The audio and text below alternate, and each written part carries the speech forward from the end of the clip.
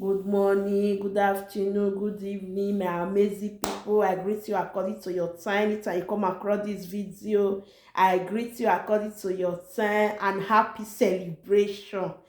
Thank God. Wow, wow, wow. The celebration was wow. Thank God that we made it. And we also make an enter new year. Just one day remaining now. God, thank you. No be say we too holy, no be say na we righteous pass o. You know, see the good work wey God dey do for our life.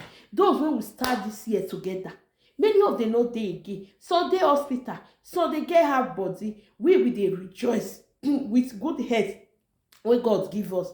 Wetin we say, wetin we dey ask for God wey God no do for us? We say, God, thank you. You are marvelous, God. You are God that will never fail us. God, thank you for being there for us.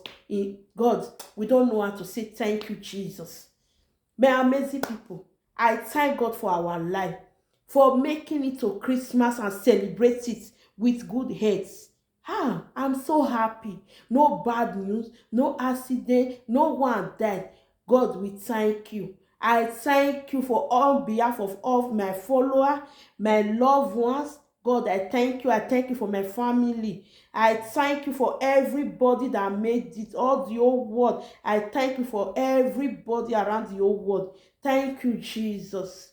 Thank you, my amazing follower, my amazing subscriber. Thank you very much. Abeg, if you know say you never subscribe to my YouTube channel, my lover, what say you call dey wait for? No be only to watch o. Just click that subscribe. Subscribe and make you press that bell. Anytime when I say drop video, you go see am. And if you never dey follow my page for Facebook, what say you come dey wait for? Just go press that follow. And anytime when we go on live, you go know say we dey on live. As you do that, God go bless you. And God go bless una for me. Those wey don subscribe, with those wey dey follow me, and God go bless una for me. I no know as I want to thank una. I no know say una love me like this. God go bless una. If you never do so, please go do so. Show your sister love. God go bless everybody. So I wan quickly drop this topic, this little advice today. Abeg, my loved one, my lovely people, if you know say you dey this category, abeg comot for there, because this life wey we come, when we dey so, we come with empty handed and we are still going with empty handed. Because I never see person wey die when they carry house follow, or when they carry car follow, or make they pack money follow. E no dey when you go dey use that money after e don die. E no dey, my lovely people. Abeg, if you be that person wey dey, when you be, if you that unhappy person, abeg give yourself joy, give yourself happiness. Why you go dey alive you no happy? Now when you don die, now you go dey happy. Why you go dey alive you go dey depression? Now when you don die, now you wan happy? No, abeg, my brother, my sister, if you dey that category wey e be say you no dey happy, nothing you dey ever dey see for your life wey e be say dey make you dey happy, drop that sadness for your life for this 2021. Now just one day na remain, make we cross over. Abeg, that thing wey you know say if you dey do, e dey make you dey happy. Maybe because of wetin people go talk, you drop that thing. No let wetin people go talk, no be let am draw you down, or make draw you go back, make you no come know wetin you dey do. Because of that one, you no come dey happy. Because of that one, you come be unhappy person. No, if na dress dey make you dey happy, just dey dress, dey give yourself joy. If na to make up, let dey make you dey happy, make up your face, give yourself joy. If na anything wey you know say dey make you happy, or if na to dance, anything, or if na to sing, anything you know say dey make you dey happy, make sure say you dey happy. Because if you dey happy, to move on for life e dey easy. If you dey happy, no let anybody draw you back, no let anybody draw you down, no let anybody put you for depression. No, because if you dey unhappy, nothing wey you go do wey go ever dey, you yourself, you go dey look am like say abeg I no do this thing well, this thing abeg I no like am. You no understand? I no look wetin people go talk, because those people wey go talk say e don start again, e don still go dey do that thing again, you're surprised if you drop that thing wey dey make you dey happy. They go dey laugh when you don sad, when you dey sad, and they say don't go dey do that thing. You no understand? Abeg, no look wetin people go talk, wetin go make you dey happy. Dey do am.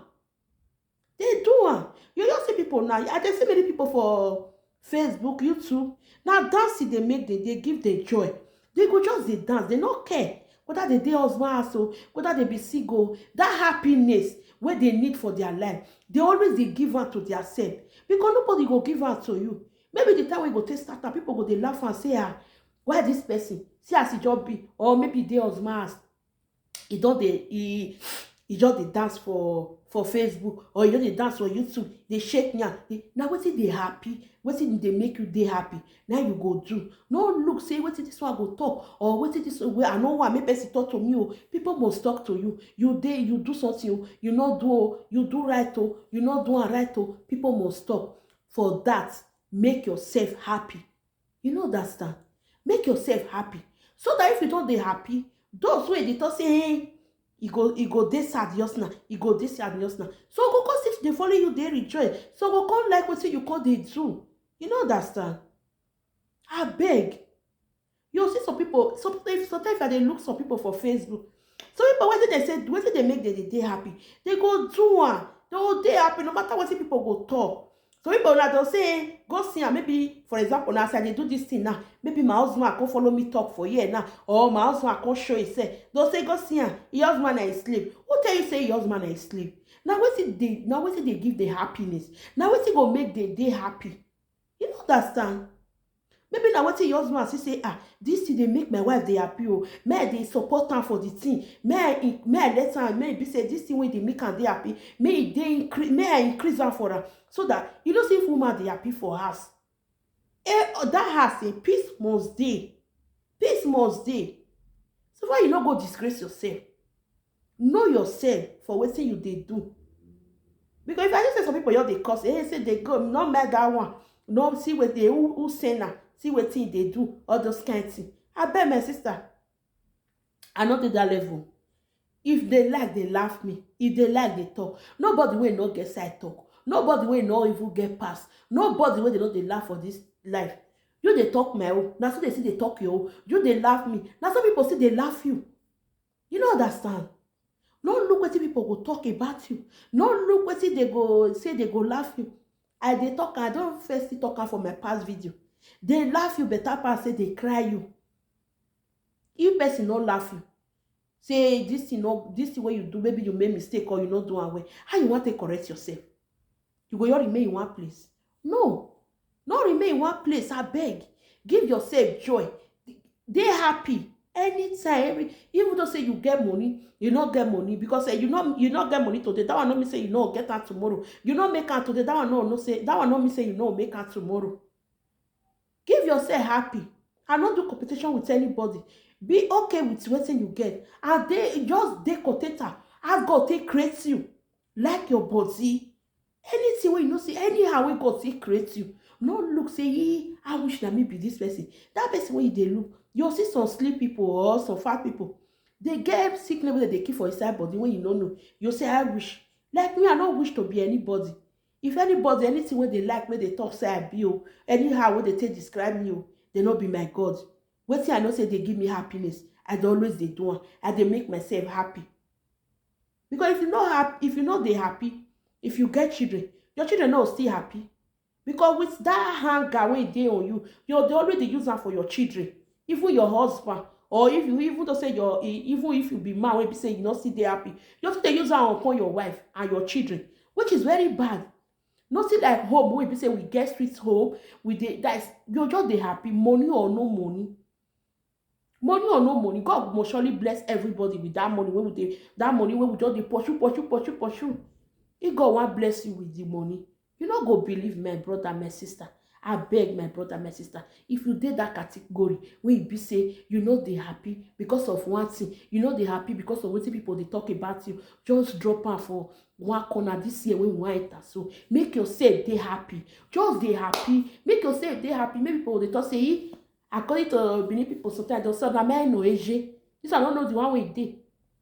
E no concern you. You know wetin me dey talk for this my life. As far as I dey husband house, I no go do fornication, I no thief, I no kill person. That 3 things e no dey. And I no dey destroy person destiny. Hey, my dear, anything when I know say go make me happy, I dey always dey do am because why na my life. No be person get my life for me. I go dey happy. I dey rejoice because if I no dey happy, my children no go dey happy. I no wan use anger wey dey me, wey dey inside me, come use am for my children. No, because you dey keep destiny of that children, even your own. Dey happy so that if your children dey see you, they'll still dey happy. They'll know say yes, this our home na happy home. Anything wey they want do, they'll get full confidence to take do and say, ah, my mommy is there, my daddy is there. You no understand? Abeg, make we leave that thing wey be say we know say e no dey make us dey happy. Because I no get another topic when I wan join this happiness.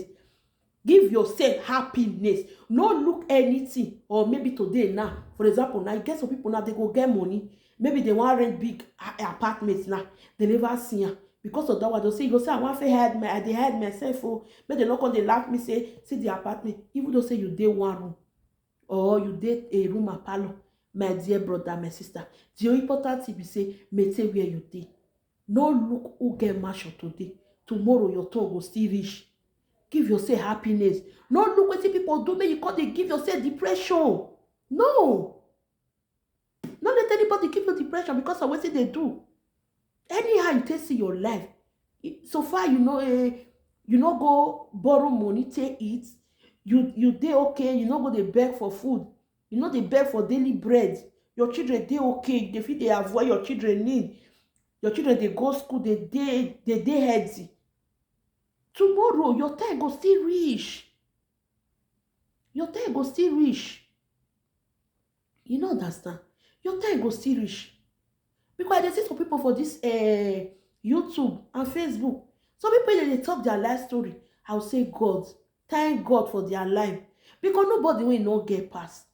And if I talk about my past video, if you not live your past, may you move forward for life.